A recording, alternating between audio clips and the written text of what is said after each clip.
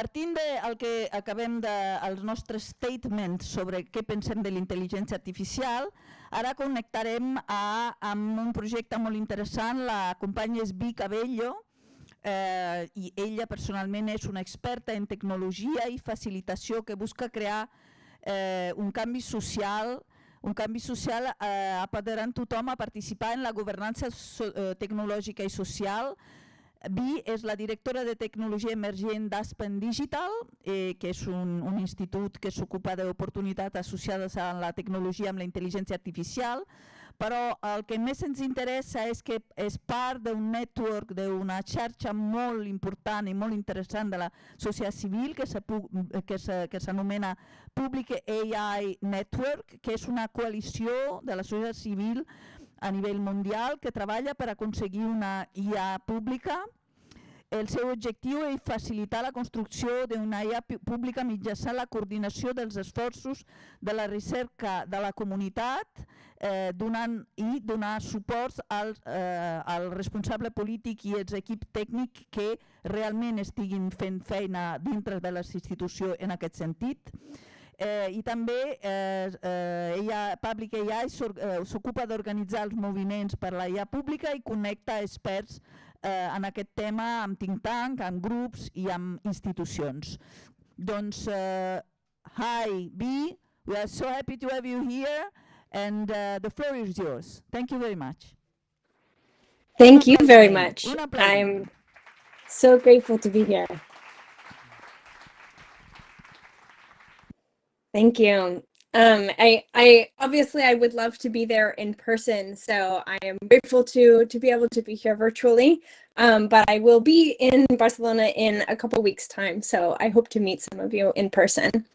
And I know I haven't gotten to hear all of the presentations today, but I've been able to learn a little bit of what you have discussed.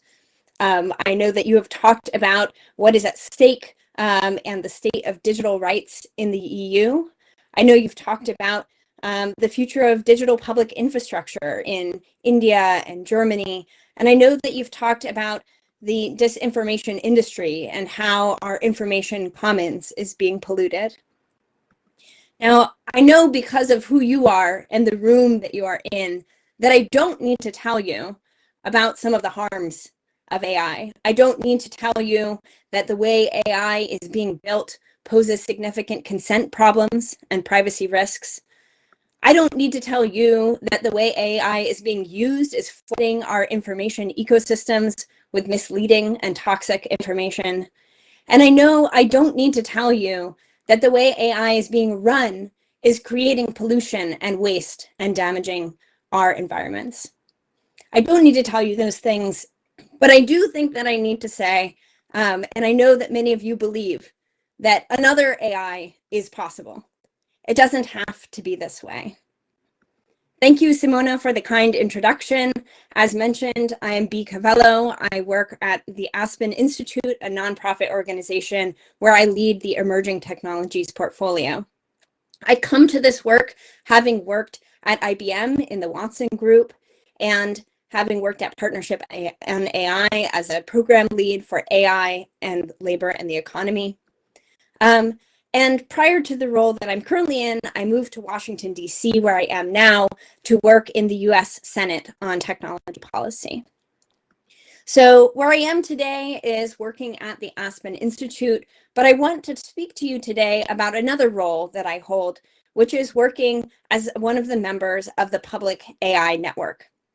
The Public AI Network is a community of people who are striving for a more public AI ecosystem. So what do we in the Public AI Network mean when we say public AI?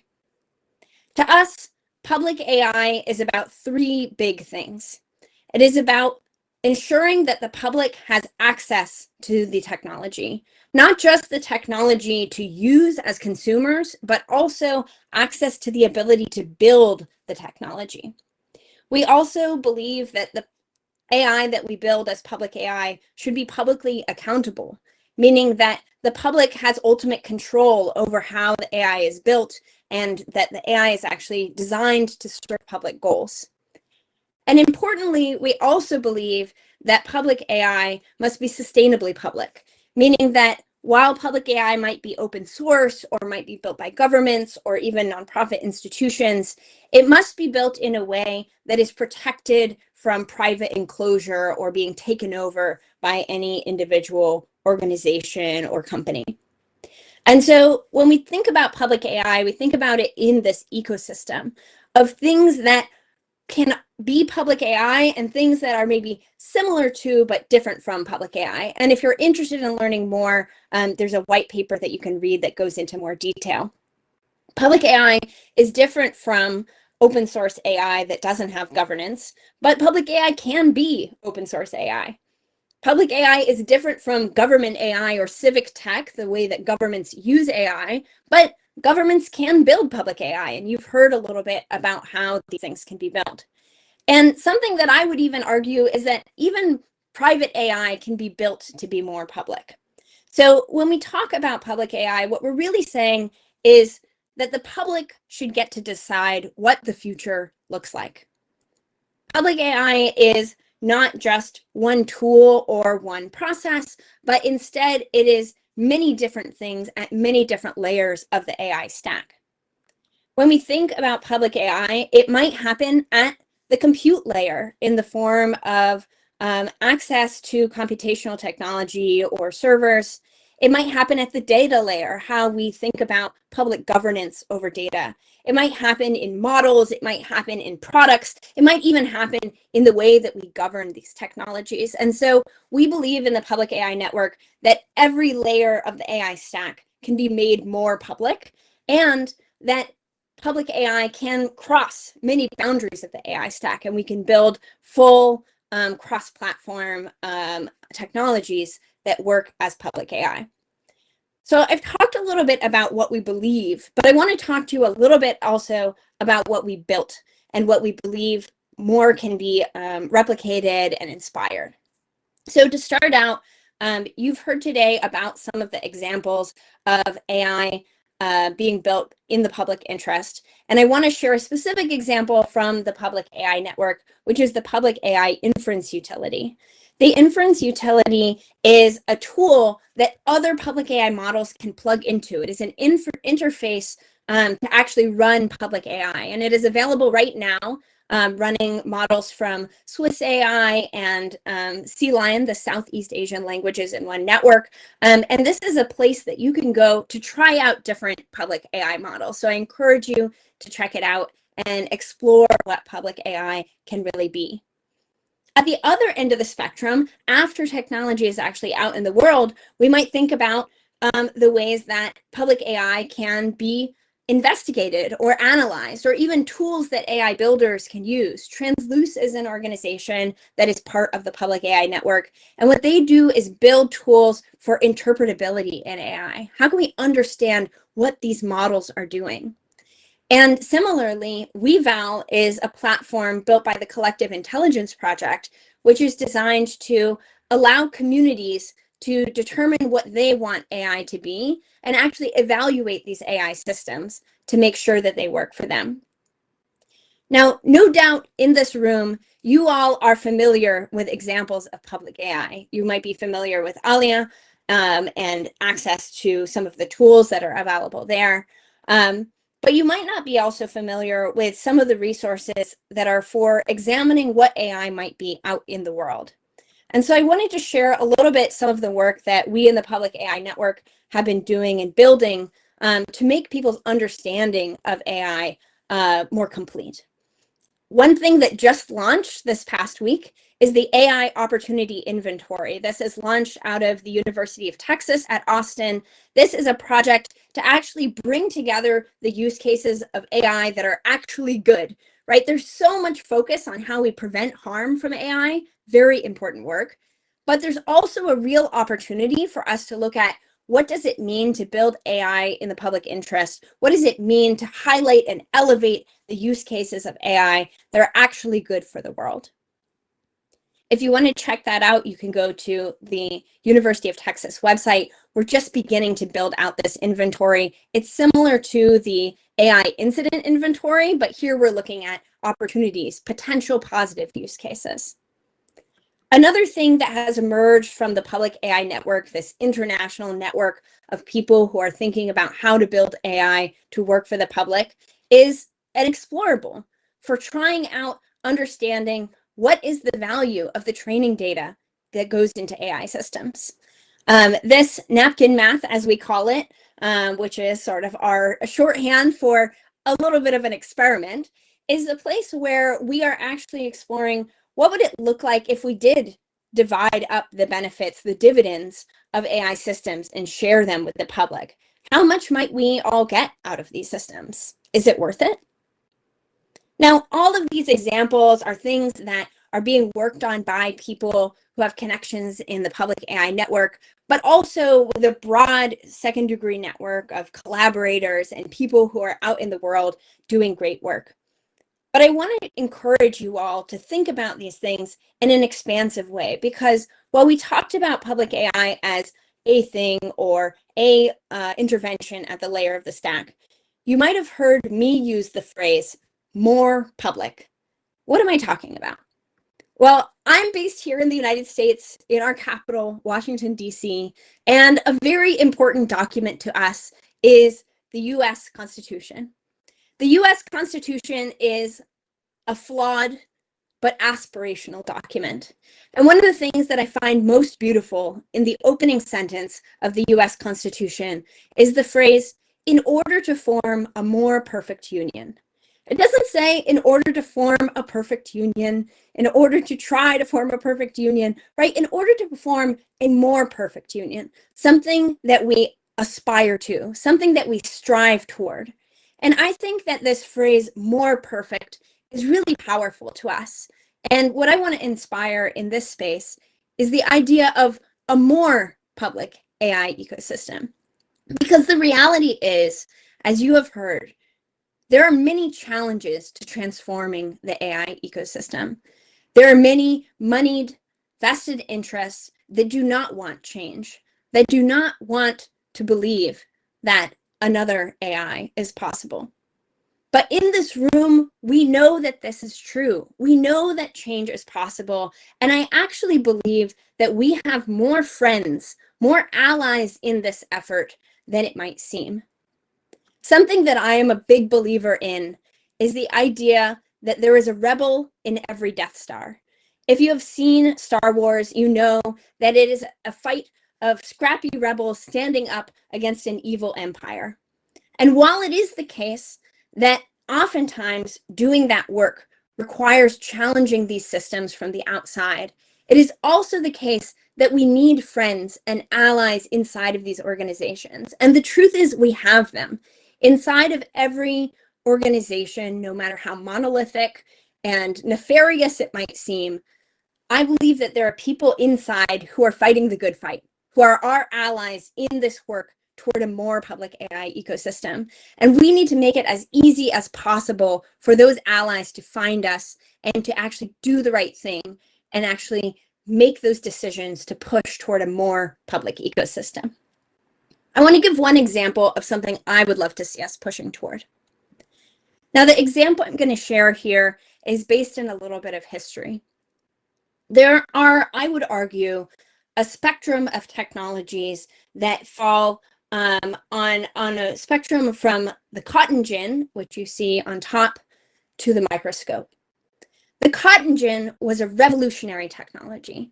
It was a technology that allowed people to speed up the process of processing cotton fibers, to pull the seeds out of cotton, which made it much easier for people to produce cotton for cloth and string. And when this technology was developed, there was an idea that it was this labor-saving technology, that people in the US, enslaved people who had been suffering to do this work, their hands bleeding to separate the seeds from the string, that those people might benefit from this labor-saving technology. The problem that ended up happening in the US is that actually processing cotton was so much work, it was so hard, that the cotton industry was basically failing. But then with the advent of the cotton gin, with this new technology that saved labor, it suddenly made slavery profitable again. It suddenly made it possible for people to benefit from the exploitation of labor. When we look at our AI ecosystem, we see a lot of technologies that are designed to make our lives easier, but in reality, they make it easier for us to be exploited. On the other spectrum, on the other end of the spectrum of technology, I want to talk about a different example. And this example is the microscope. Now, a microscope is also a form of technology. It allows us to do things we couldn't do before. But the difference between a cotton gin and a microscope is the cotton gin allows us to do something that people were doing, but with less labor, with fewer people, with fewer hands doing the work. A microscope, on the other hand, allows us to do something that no amount of people could do before. It doesn't matter if you have 10 people or 100 or 1,000. You're not going to be able to see germs and look at our microscopic world until you have a lens. There are types of technologies that are labor saving, and not all of them have nefarious purposes, right? It is great when we can use the augmentations of AI to make our lives easier. But I think that we also need to push in our more public AI ecosystem to strive toward things that actually extend our capabilities, like the microscope did, allowing us to do things that we could never do before. So I'll leave you with one example of something that I and my team are doing in the spirit of more public AI. We are working on defining new benchmarks, new measurements of how AI should actually be evaluated. We believe that what good AI is or what advanced AI is should be up for debate. And we think that what advanced AI is should be what advances humanity the most. And so what we're working on is working right now on the challenge of food insecurity, world hunger. How can we make sure that when we're building advanced AI systems, they're actually advancing the values, the needs, the priorities of the public?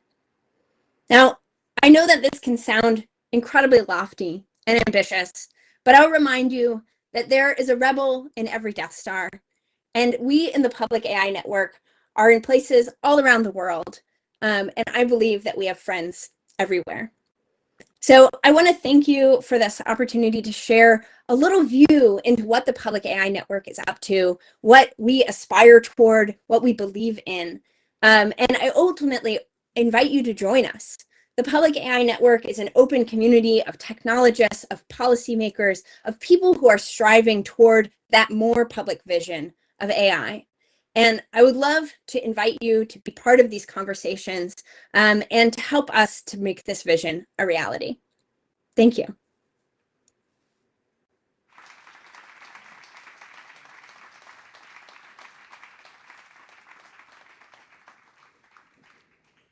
Hola, preguntes? Sí.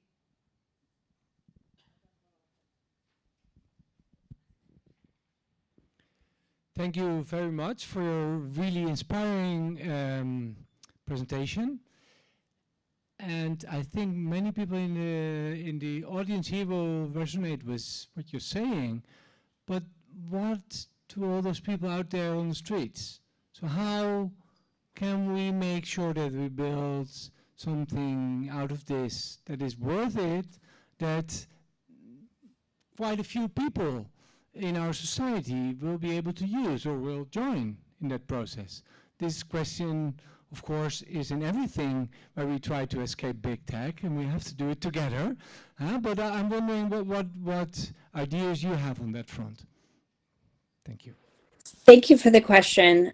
I absolutely agree. And I think that one of the things that those of us who work in digital rights, those of us who aspire toward privacy protecting technologies or technologies that decentralize power, it can be challenging to speak to the public on these issues because oftentimes people don't care about those things as much as we do.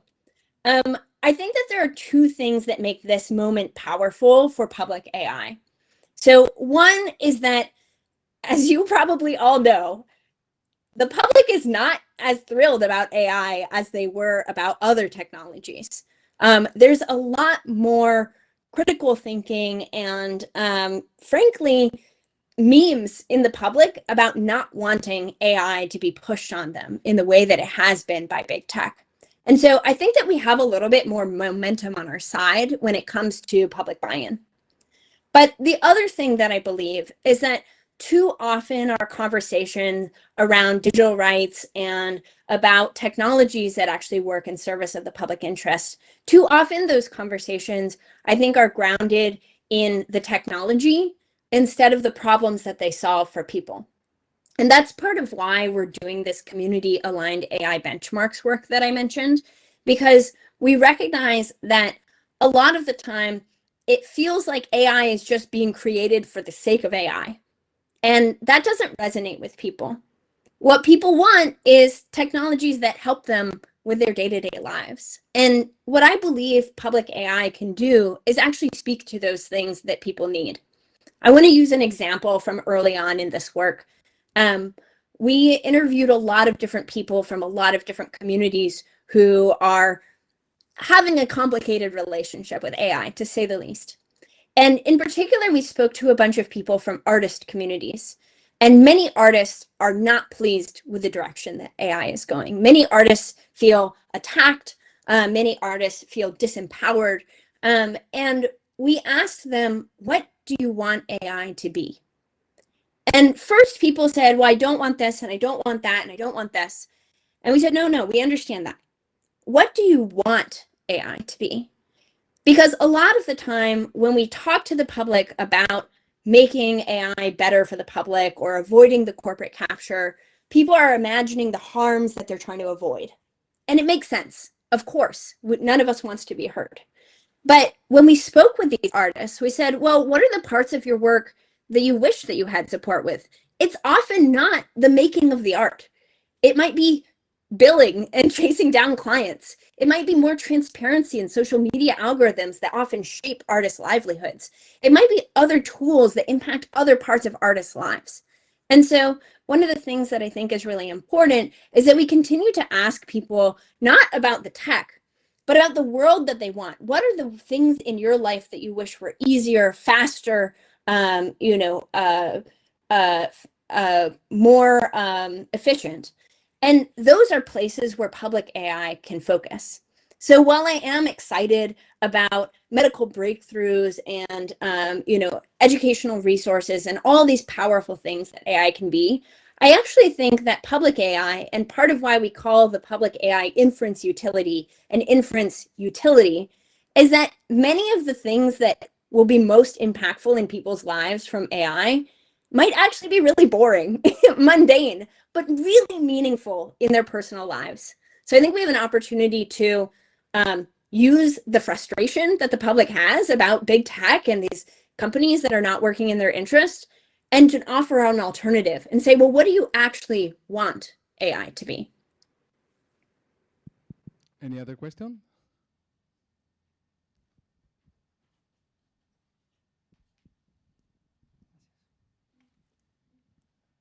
Hi. Many people believe that we're going through an AI bubble, like the dot-com bubble, and that it's not going to be like more than 6 months to a year for this to blow up. I would like to know, your opinion on this, and if this would affect your project. Yeah, so there's a lot of talk recently about whether or not we are in an AI bubble, and I don't know. It does look like it in many ways, right? There are definitely signs that this might be a bubble, and yet we don't know if it will pop. We don't know what's going to happen. That being said, I think that there are some interesting consequences to an AI bubble for public AI. In fact, in some ways, the bubble bursting on AI, I think, would be a positive for public AI. Why do I say that? Well, there's two reasons. One of the reasons that public AI is challenging and expensive to implement right now is because we are competing with resources from these incredibly well-capitalized organizations, right? These companies that have so much money to throw. And an AI bubble burst might significantly lower demand on some of the core resources like compute and talent, and even maybe data going into AI systems, which might make it more accessible for public interest institutions to actually build these tools and have access to materials. So in some ways, there could be a cost impact. Another thing that I think could be helpful about a bubble burst for public AI is that right now, part of why people feel like there might be a bubble is because there's so much expectation. There's so many promises being made about what AI is going to do and how it's going to transform everything. And there might be some benefit to taking the volume down on that a little bit and saying, okay, yeah, maybe AI will transform everything. Maybe in the way that electricity transformed everything and running water transformed everything. They transformed everything, but in these actually much more kind of invisible ways and mundane ways in our lives that are really important, but again, not necessarily as flashy. And it's possible that an AI bubble burst could help us to reset the conversation about AI and the role that it plays in our lives and think a little bit more about what we actually want to achieve and what we want our world to look like. That being said, an AI bubble might not burst. And I think that that is also a case where we need public AI, because public AI is an answer to the power concentration that is happening in the AI sector. It means the way we go about it is different, right? Right now, in this current context where there's so much power mounted in one place, it means that we have to all work together to build public AI. We need to have partnerships and international collaborations in order to make this successful. If the bubble bursts, maybe we'll be able to do things more independently. Maybe we'll be able to do things on our own. I think that both scenarios can allow for public AI, but they do shift our strategy and how we go about doing it. Muy bien, ¿alguno más?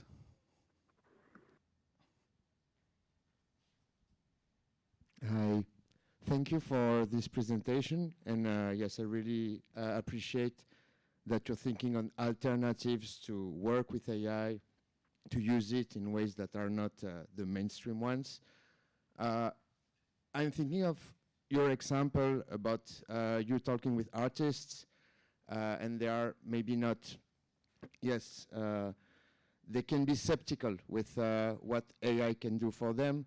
And the question would be, would it be useful, before thinking about what AI could do for them, to think on how we could ask the humans building the AIs to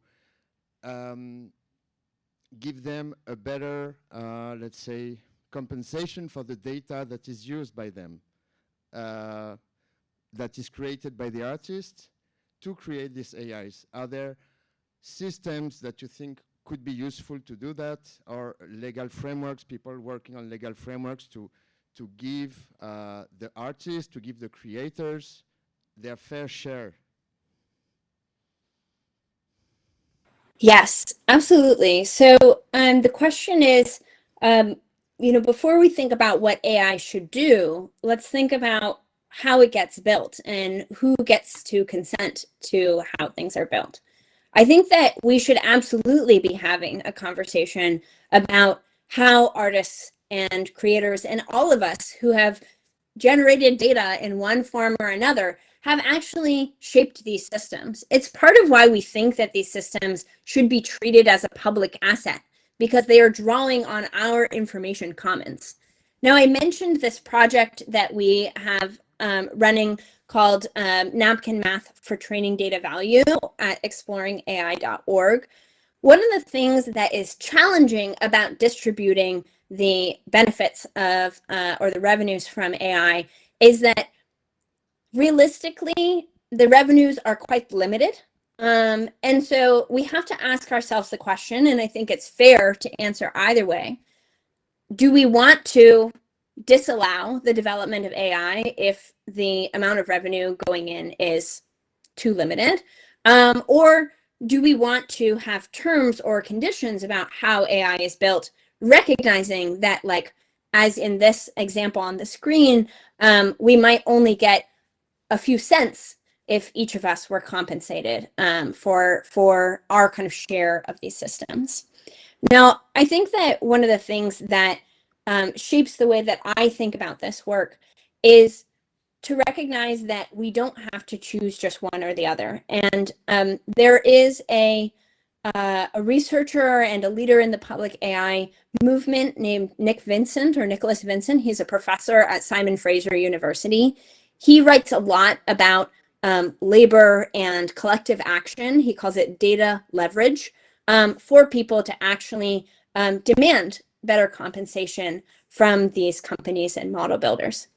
I do think, however, that there might be times when it makes sense for us to think about these things as public goods and think about the way that we share information out into the world, not through the lens of private intellectual property, but rather through an ecosystem lens or a commons lens. Because one of the things that we see, and there are attempts at building AI models using only public domain information or using only information that or data that was affirmatively given. And one of the things that you see is that even if people consent to sharing their data, even if it's only people who affirmatively opt in, the model that gets built using that data can affect everyone else who didn't opt in. So if you're an artist and you make images, you are an illustrator, and a bunch of other artists that are unrelated to you decide to share their data and decide to build an AI model, that model can still affect you and your earnings and your competitiveness in the market, even if it doesn't use any data from you. And so I think it's really important that while we should absolutely be having conversations about the use of training data and how people do or don't consent to their work being included in these models, we also need to recognize that even if we figured that out, we would still have a problem. We would still have issues about the way that AI systems impact the market for labor. And so I think that there's a bigger conversation for us to have about our information ecosystems and what it means for public AI models to actually be governed and to do things that the public wants, because you can't really avoid that undercutting of labor value if you continue to build systems that are made to compete with what people can do.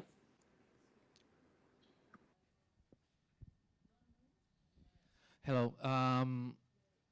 One of the things with large language models is that probably one of the less efficient algorithms that we ever created. We are in a constant race to get to create bigger and bigger and bigger data centers because it's the only way to scale this technology to try to get something working. So my question is, I don't want to be part of this race. I don't, because it's an insane waste of resources, of energy, of water, etc. So what is your stake in this public program of public AI on terms of restriction of energy or controlling energy waste? Thanks for this. And I think it's really wise that you recognize that this is waste, because there's, I think, a few things going on here. One, there's this competition, this race of people trying to build the biggest, baddest, most impressive large language model. And that is leading people to spend a lot of resources with the idea of capturing a market that doesn't necessarily bring a lot of public benefit.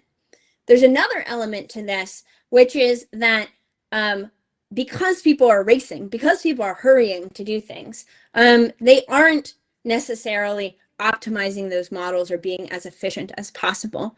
I think that there are lots of ways in which data centers today are being built and run in an incredibly wasteful fashion, unnecessarily. Like, we could just do better. We don't have to be like this. That being said, I think your bigger question is, why big? Should we even go after this at all? And I'll say the public AI network is a very diverse coalition of different actors, some of whom are actively working on building, culturally tailored language models, some of whom are trying to build altogether different things. I'm personally, just speaking for myself, I'm not very into large language models. I would love to see, and part of why I talk about the cotton gin and the microscope is because I think that we're overly focused on one set of capabilities, and I would love to see us continue to explore other visions of AI for climate analysis, for disease detection, for so many other things that we could use AI and machine learning to do. So I personally agree that like maybe we shouldn't be just trying to build these super big models, but I think that also we can recognize that even those who are building these super big models could be doing a lot better. And the good news, I think, is that there's a lot of alignment of like everyone wants to save money, everyone wants to lower their input costs, and so people are working on this.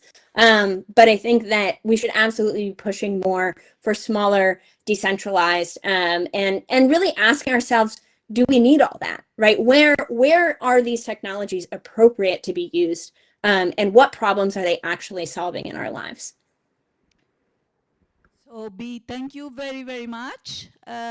Also, we would ask you much more question, but just start being in our life. So we will have a long time to fight together and to have not fight against each other, fighting together against the bad guys. So thank you very much for your time here, B, and see you very, very soon. Thank you.